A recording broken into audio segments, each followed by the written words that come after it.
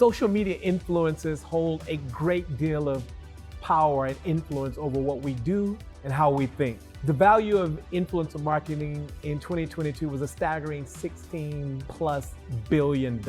My name is Timothy Maurice Webster.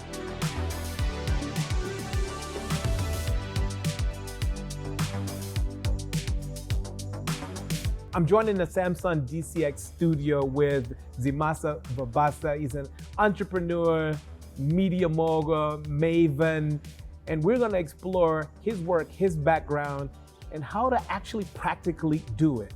Zimasa, welcome. How are you, my brother? How are you doing, Tim? I'm good. So good to be here, man. This studio is amazing. It is. It's actually amazing. We should take it and put it in somebody's house. Yeah, it's a Donate vibe. it to someone. It's a vibe. Speaking of vibes, Yeah. I mean, you've worked on both sides of this conversation. Yeah. Let's start with you on the personal side before we look at the work you do with clients. Your personal account, how do you think about your personal account versus your other business interests? So I think with the personal account, for me, what really sticks out is that you could almost say I stole this from like a Jeff Bezos. He plans so many quarters ahead. So I know that what's happening now, I planned for it like a year ago or 2 years ago. And when it happens, I'm not surprised it's happening in a particular way. Whereas people see the growth and they say, wow, you're doing so well. And I say to myself, that's exactly what I'm supposed to be doing. So personally, I have a plan. And that plan is not what people can see, it's more like what they can't see. It's an iceberg situation. So personally, it's about growth, one, but it's about sustained growth. But it's not about explosion, because be that as it may, when you work on both sides of the aisle, you get to understand how much people make of their platforms, and then you get to kind of compare with yourself. And I'm comparative with a lot of people who are 5-6 times larger than my platform. And the reason why it's that way is because I found a niche and I really went in on this niche. But wait, let's just be super clear about this. So if you look at your numbers of followers versus somebody who has 5-10 million followers, you're saying that you can literally optimize and drive the same amount of revenue almost because of? So because I'm more niched in my audience. So somebody with like 2-3 million followers, right, in the South African context and in the African context, you're so diverse that you've split a lot of niches, or you've aggregated a lot of niches together. And what you've done is that your audience, there is no core audience. There is no actual core audience. So when you speak about, maybe you speak about a tech brand like Samsung, but you're stretched so thin, but maybe your core is beauty and makeup. Maybe your core is sports, but you're so well known in that space, but you're speaking about this tech thing. Whereas a tech person with maybe 100,000 followers is niche, and those 100,000 people follow that person because he's tech. When you started out, what investments did you make into this game? I want to maybe take it back to when we built our first agency, right? This was around 2013, 14, and it was completely based off Twitter. And at the time, it was unheard of, right? We focused on one platform. What we saw was a gap. And the gap that existed was that traditional agencies did not have the expertise to move swiftly, efficiently, effectively for and with brands in the Twitter space. And we could do that. We were driving trends, my friends and I, right? And then I realized, I was like, where people meet and congregate, whether it's in real life or in digital spaces, brands want to be part of those conversations. So I said to myself, I'm going to help brands become part of this conversation. They don't have the invite to the party, but I can get them into the party. I know the bouncers, I know the promoters, I know everybody. I can make brands cool in this area, but I had to convince them. I see. But what happened with social is that as it moved from being written to being video. I took 150,000 Rand of my own money that I built in, and I said to my partners at the time, I think video is going to be the thing, and we need to invest in it. They were like, nah. I said, you know what I'll do? I'm gonna take my own money, I'm gonna go buy my own cameras, and then we bought sound equipment, lights, and everything like that. And I said to them, you will rent the stuff from me. Then, because I was the one who was leading up business development and everything, I would walk into these broadcasters and say, you want to promo a show? I can take your actors, I'll go shoot your actors, do this thing, etc. Within 3 to 4 months, we were doing 25% of our revenues from this little unit I'd created. You've got to invest in yourself immediately. What about the people who don't have 150K to invest? They go, look, I got a slightly older phone. Is there a pathway for them? A lot of people don't go into the depth of understanding what it actually takes to create content. A lot of these phones, all they need is proper lighting. Okay. So instead of you trying to find better things, get yourself a microphone, get yourself good lighting. If you don't have lighting, only record at 3 because the sun is going down at between 3 and maybe 5. Open the curtains, feed your phone, get yourself a tripod, get yourself a proper mic, because sound is almost more important than the actual visuals. Sound is more important. You're a successful agent with the advertising work that you do, but do you consider content creation a side hustle for you? And what are your thoughts about side hustles and how much time you should spend in a side hustle? So I don't think I've ever considered digital and social a side hustle. I don't think I've ever done that. I think the reason why a lot of people do is because for them, they have to take a leap. They have to try something new, etc. I've been in communication for about 16 years now. And I devoted myself to communication. So it might have been by chance, it might have been a grand plan, but what I wanted to do was to understand how to sell things. And at times, you find that there are technical salesmen and then there are actual visual salesmen. But what we're all doing is that we're selling an idea, right? We're selling a vision, something that has not happened yet, right? Somebody had to sell something for Momentum to exist. Somebody had to sell a vision, right?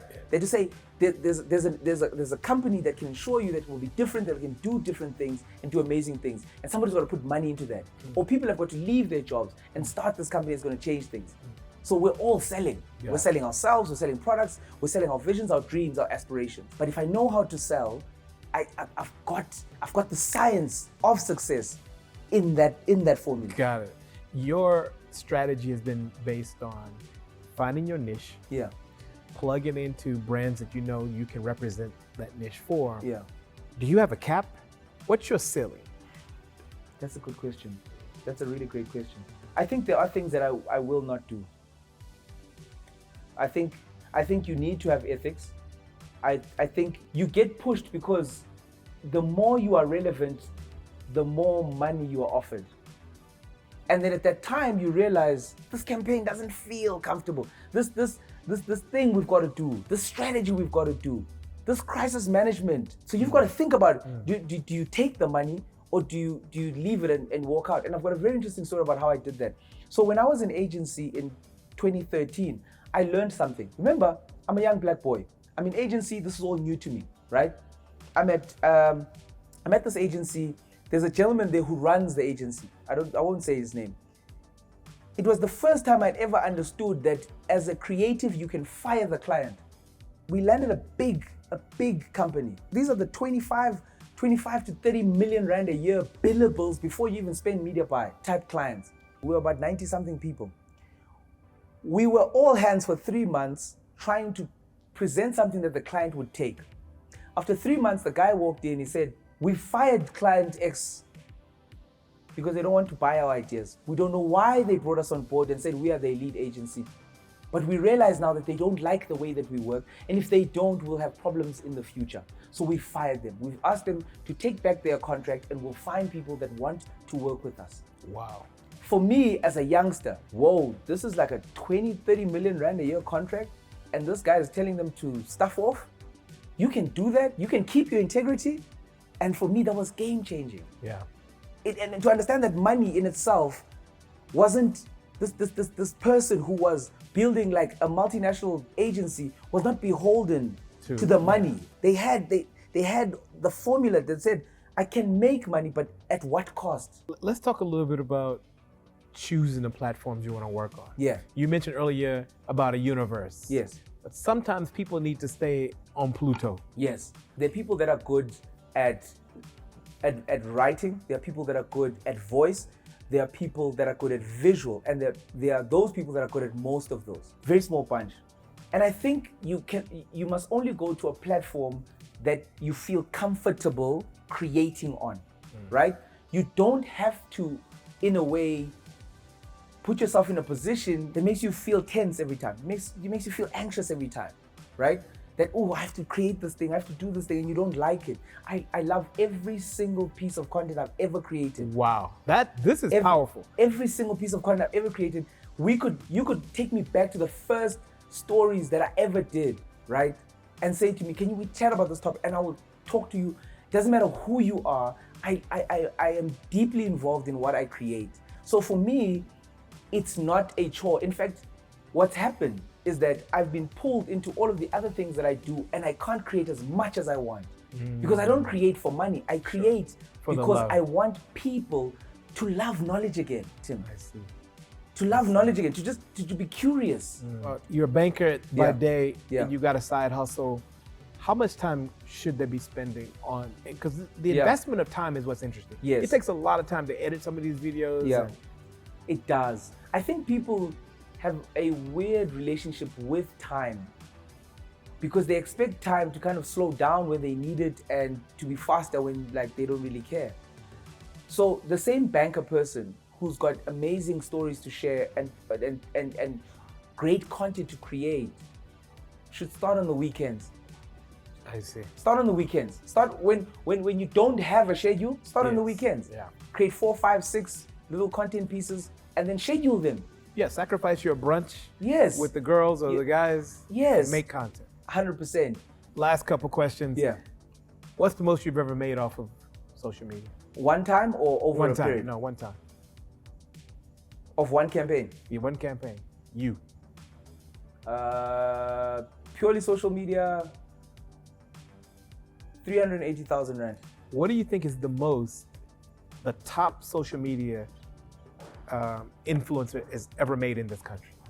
Of one post? One campaign. Social media only, I think it would probably be around the 1 to 2 million Rand mark. And the reason I say this is because there's now become such a blurry line between what traditional media and digital media. So now what they do is that they'll give you like, let's say the 2-3 million Rand, and they'll put you across everything. Got it. At the end of the day, it all starts in the mind, right? Yes. Like there's an idea that's in your head somewhere. Well, like you said, whether it's Apple or Momentum or whatever, whether it started here. How do you start thinking about, you got this idea, how do you start thinking about who am I gonna partner with? How do I choose brands? How do I choose allies? How do I build an ecosystem where I can start making money? It's a two-way street. You can either go to brands proactively or brands can come to you. Now, I think what trips up a lot of people when it comes to this new media, that is content creation, is that they don't know what to do. Because I think at times people overvalue their worth before they even know what they are worth. You have to be able to package yourself properly as a start. Okay. And this doesn't require you going out there. It requires you taking time to think about, if you went into the world, what would your brand be? How would people relate to you? And I think we use the word brand loosely. Yeah. It's just the relatability to you or this thing that you're selling. Yeah. That's what a brand is. Yes. Then you've got to say to yourself, why should brands use me as a conduit for their ideas and messages to a particular audience? Why should they use me as a pipe? Yeah, what's different about me? Why me? Why me? And you've got to understand the analytics behind it. Do more people stay on my feed, on my posts and talk more? But how is the average person supposed to know this stuff? If you want to make it in this space of content creation, you can't say, I'm the average person. You've got to know more than the average person. But where do we go to find out these analytics? The same place where people are, social media. Okay. The internet is the collective brain of all people who have ever existed that have recorded knowledge. That's what it is. Funny enough, it's the one thing that as humans we have gathered around and done collectively. The internet, it is our brain. It's the brain of the entire universe. Go into that brain, ask it what you need. What's your science of success? I think my science of success is curiosity. I'm very curious about everything. Sometimes too curious.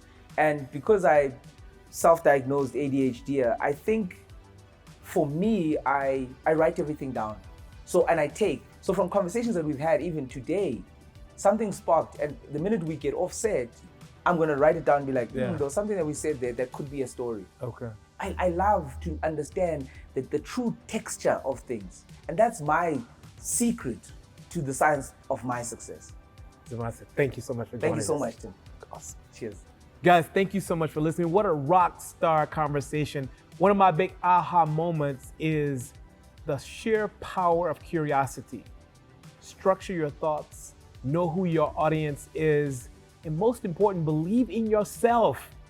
Because at the end of the day, you back and bet on yourself. People feel it. It comes through across the platform, wherever your universe is. Thank you so much for joining us. I'm Timothy Maurice.